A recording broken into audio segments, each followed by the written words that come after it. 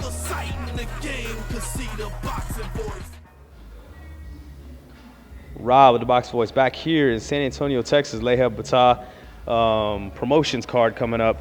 We got a local prospect from San Antonio, Enrique Neira Jr. You know, you're on the undercard of the PBC October 6th, man. First off, how excited are you to be a part of this event? Man, I'm really excited. This is actually a good opportunity for me to get my name out there and also show my skills. All right, and going back to your recent history, man, you got a handful of fights, and you're a 160-pounder, which is kind of rare around these parts, but you were off for a year. You fought on a local card in May, but now, you know, it seems like everything's kind of lining up with your new manager pushing you into fighting the next possible all the way up to December every month. Yeah. But, you know, how did that happen with Emmanuel, and how did, you know, how does it feel to be back on track? I mean, it feels great. Yeah, like my last fight, I was kind of rusty. It feels good to get back in the ring now. And my new manager, Manuel Ledesma, is pretty much going to give me the fight pretty much every month or every other month. And so it's a good opportunity, so I got to take advantage of it. He's actually, I met Manuel as a, you know, sparring partner, and he actually, you know, roughed me up a couple of times, but we were good sparring partners, and I helped him for his camps and everything also, and I learned so much from him. And now, since he's retired, you know, he still wants to be in the boxing, the game, and manage me. So I was like, yeah, you know, definitely. I trust him. He's a good friend of mine, and, you know, what better way to do it is having him as my manager. And something to ask your stablemate Tony about was the political battles that were going on with all the promoters and everything. But see, now the dust is settled here in Texas. Now that Leha Bata is doing you know, work with you know, the PBC, they're bringing cards here, like I'm guessing October, November, December, and I don't know, maybe the following year probably a lot more. But is that opportunities for you as far as getting your name out there in the local area back again and getting on these cards? Is there talks about maybe getting you on these cards as well, as long as you kind of out unscathed? Yeah, you know, talking with Manuel, he's gonna get us fights as much as he can, especially if we're healthy, you know, no cuts, nothing like that, and we're 100%.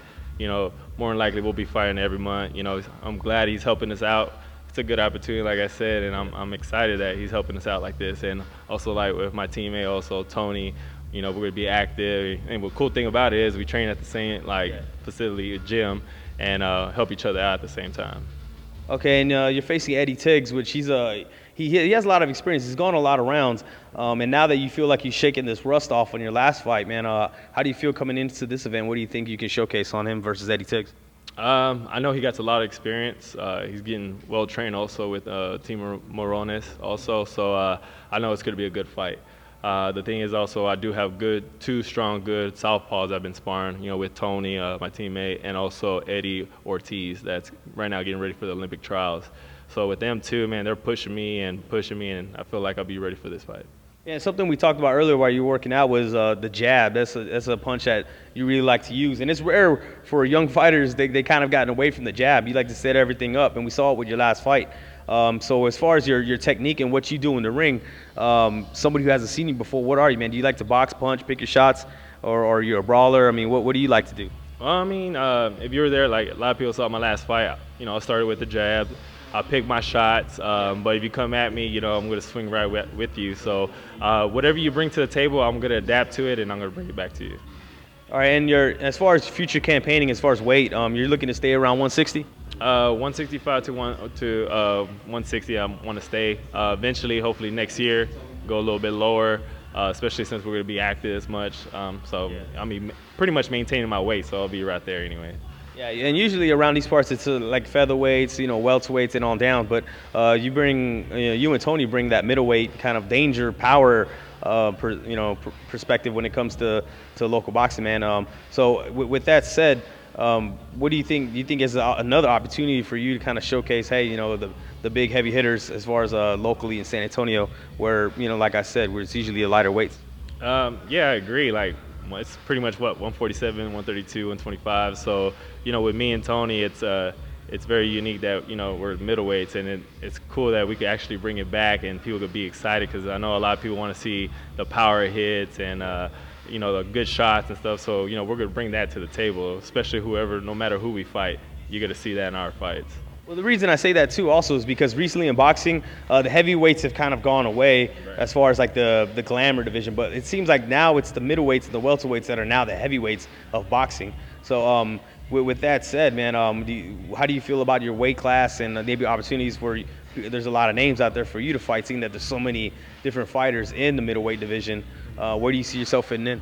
I mean, you're right. You're completely right. Right now in the middleweight division, you got Triple G, you got Cotto, you got those big names right there around that corner. So that's something definitely I want to be a part of in the future and definitely get up to that level.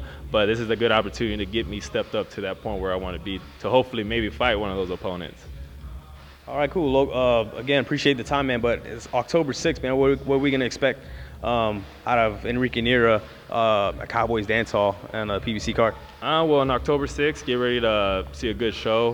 Definitely going to come well prepared, trained real hard for this, and, give the audience what they want to see, a good fight. All right, young up-and-coming guys, man. You guys are well-spoken. You guys got the charisma persona. Where can fans find you as far as social media to follow you guys in the future? You can follow me on Instagram on Kiking Boxing, or you can get me on Facebook on Enrique Neira Jr.